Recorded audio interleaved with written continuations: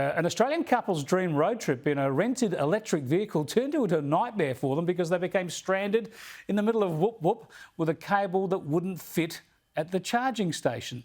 Here's Bernadette Jansen sharing her story on TikTok.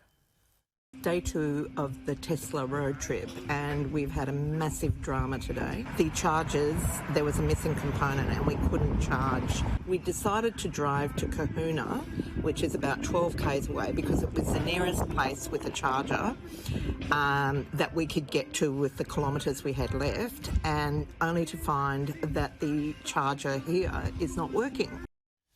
Let's bring in Bernadette, who joins me now from Melbourne. Bernadette, a bit of a hassle. You knew, I suppose, when you left with the electric vehicle, it was a tryout for you to see how it would be driving around the country in an electric vehicle. I suppose you knew that, you'd have to be picking charging station and where you're going to stop, but you would have assumed you'd be able to charge up at any particular charging station.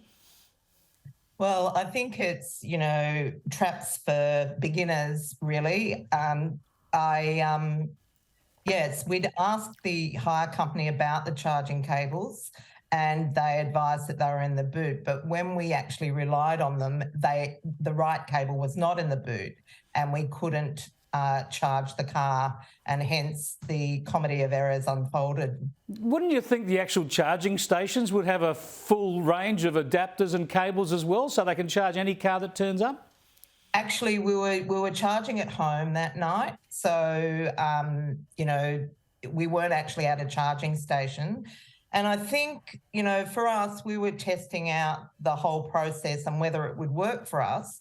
And, it was successful from that point of view. We really did put it through its paces and, yes, encountered some difficulties, but we're still pretty committed to buying one ourselves. Yeah, that's a bit of a bummer, right? Because you had the trouble with the cable and whatever. And as these things become more common, I suppose people will get used to what they need to take with them, and the charging stations will be more common. But how did you find the trip in terms of timing and how much time you had to stop for recharging? Obviously, you weren't in a hurry. To be honest with you, we were really pleasantly surprised because I had pretty low expectations, thinking that it was going to be a pain.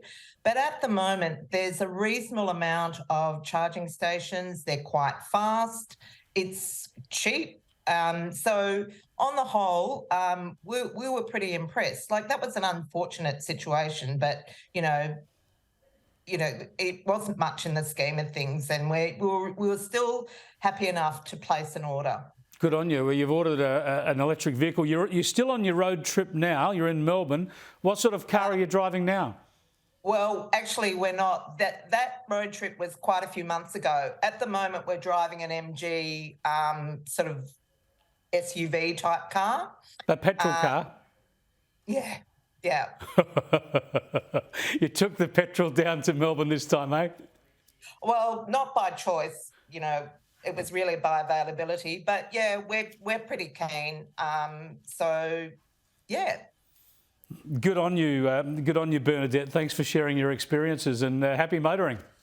Thanks so much, Chris. There you go, Bernadette Jansen. They had a bit of trouble with that initial trip in the electric vehicle, but they're going to go ahead and order one.